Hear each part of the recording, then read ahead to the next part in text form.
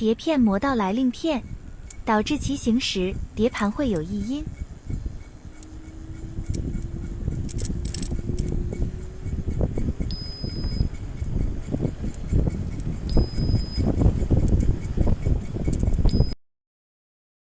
排除方法一：使用内六角，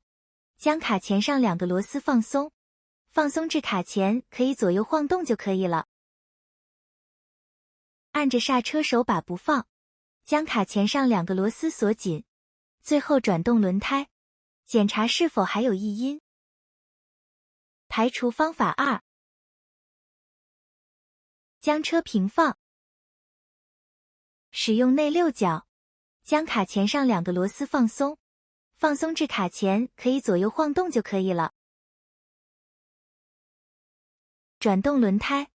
看碟片是磨到来令片的左边还是右边，再用手慢慢微调卡钳，调到转动轮胎时没有异音，再将2颗螺丝锁紧。